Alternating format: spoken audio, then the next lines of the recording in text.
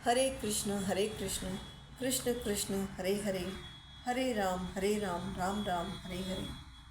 जब उसका एक एक इंद्रिय से पान करके हम धन्य धन्य हो रहे हैं, तब समस्त इंद्रियों से उसका सेवन करने वाले व्रजवासियों की तो बात ही क्या है।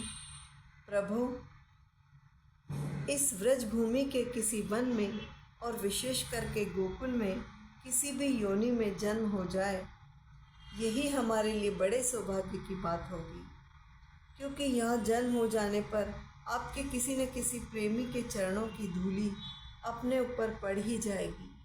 प्रभु, आपके प्रेमी व्रजवासियों का संपूर्ण जीवन आपका ही जीवन है। आप ही उनके जीवन के एकमात्र सर्वस्व हैं। इसलिए उनके चरणों की धूली मिलना आपके ही चरणों की धूली मिलना है। और आपके चरणों की धूली को तो श्रुतियाँ भी अनादिकाल से अब तक ढूंढ रही हैं। आपके चरणों की धूली को तो श्रुतियाँ भी अनादिकाल से अब तक ढूंढ रही है। देवताओं के भी आराध्य देव प्रभु, इन व्रजवासियों को इनकी सेवा के बदले में आप क्या फल देंगे?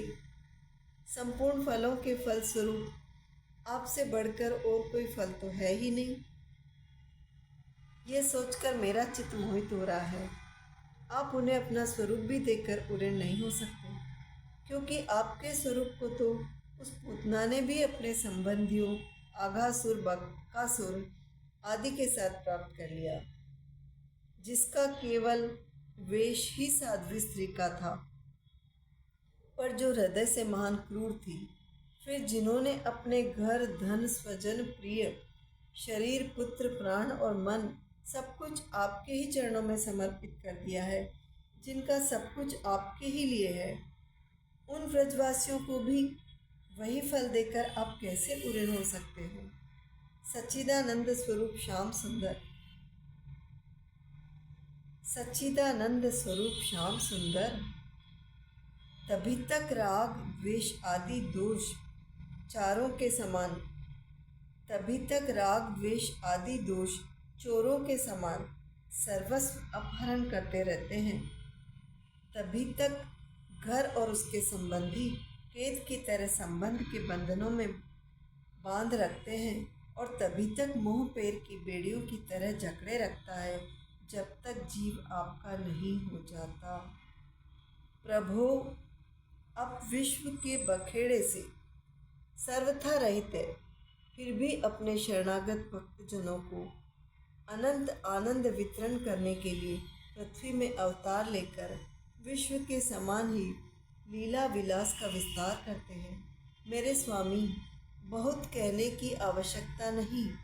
जो लोग आपकी महिमा जानते हैं वे जानते रहें।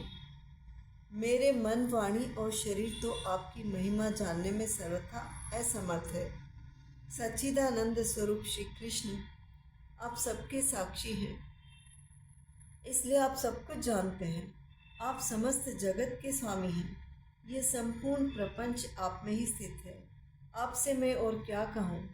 अब आप मुझे स्वीकार कीजिए, मुझे अपने लोक में जाने की आज्ञा दीजिए।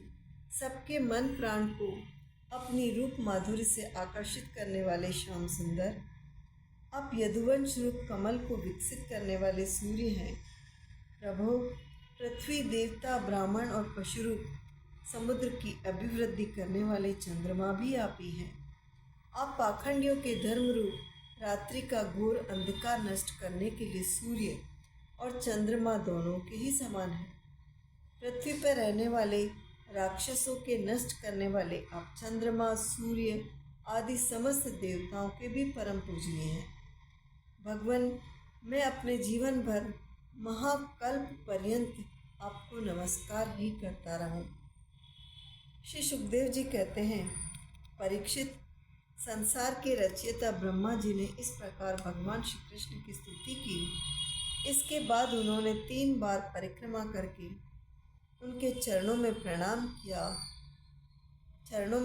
किया और फिर अपने गंतव्य स्थान सत्यलोक में चले गए।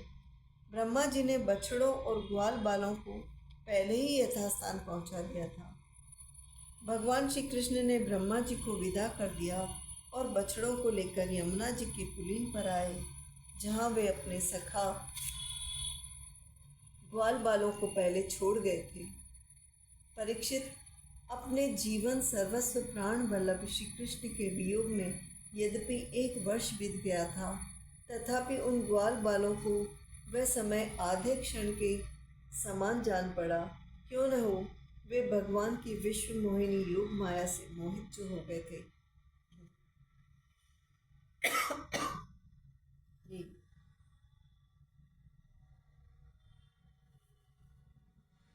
क्यों न हो, वे भगवान की विश्व मोहिनी योग माया से मोहित जो हो गए थे।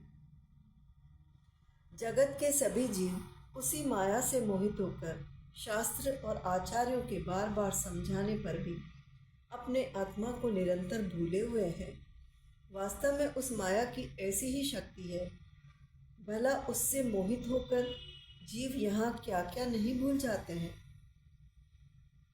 परीक्षित, भगवान श्री कृष्ण को देखते ही ग्वाल बालों ने बड़ी उतावली से कहा, भाई। परीक्षित, भगवान श्री कृष्ण को देखते ही ग्वाल बालों ने बड़ी उतावली से कहा, भाई तुम भले आए, स्वागत है, स्वागत है। अभी तो हमने तुम्हारे बिना एक कोर भी नहीं खाया है। आओ, इधर आओ, आनंद से भोजन करो। तब हंसते हुए भगवान ने ग्वाल बालों के साथ भोजन किया और उन्हें अगासुर के शरीर का ढांचा दिखाते हुए वन से व्रज में लौट आए। श्री कृष्ण के सिर पर मोर पंखा मनोहर मुकुट और घुंघराले बालों में सुंदर सुंदर महकते हुए पुष्प पुत रहे थे। नई नई रंगीन धातुओं से श्याम शरीर पर चित्रकारी की हुई थी। वे चलते समय रास्ते में उच्च स्वर से कभी बांसुरी, कभी पत्ते और कभी सिंगी बजाकर वाद्योत्सव में मग्न हो रहे हैं। पीछे पीछे ग्वाल बाल उनकी लोक पावन कीर्ति का गान करते जा रहे हैं। कभी वे नाम ले लेकर अपने बछड़ों को पुकारते, तो कभी उनके साथ लाड लड़ाने लगते। मार्ग के दोनों ओर गोपियाँ खड़ी है। जब वे कभी तिरछे नेत्रों से उनकी नज़र में नज़र मिला देते हैं, तब गोपियाँ आनंद मुग्ध हो जाती। इस प्रकार भगवान श्री कृष्ण ने गोष्ठ में प्रवेश किया। परीक्षित, उसी दिन बालकों ने व्रज में जाकर कहा कि आज यशोदा मैया के लाडले नंद नंदन ने वन में एक बड़ा भारी अजगर मार डाला। आज यशोदा मैया के लाडले आज यशोदा मैया के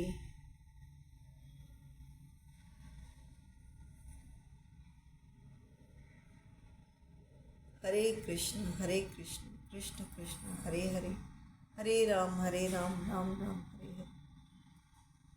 एक भजन का स्मरण हुआ आया, इसलिए उसको गा ही लेते हैं। व्रज के नंद लाला, राधा जी के सांवरिया, सब दुख दूर हुए जब तेरा नाम लिया।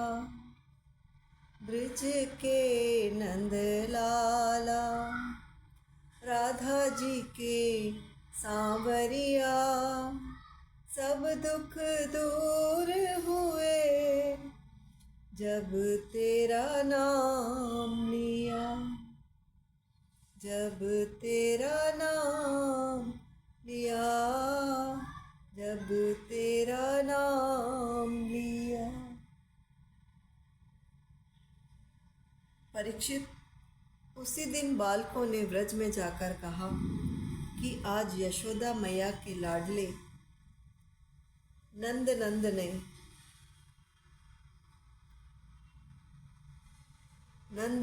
ने वन में एक बड़ा भारी अजगर मार डाला है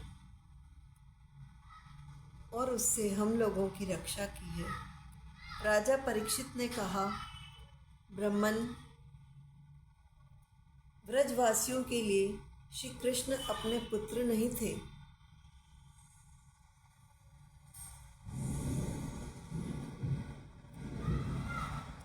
दूसरे के पुत्र थे, फिर उनका श्री कृष्ण के प्रति इतना प्रेम कैसे हुआ?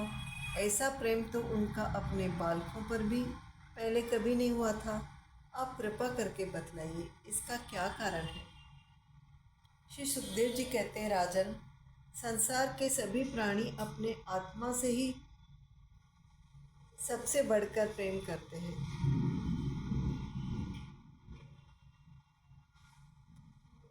पुत्र से, धन से या और किसी से जो प्रेम होता है वह तो इसलिए कि वे वस्तुएं अपने आत्मा को प्रिय लगती है।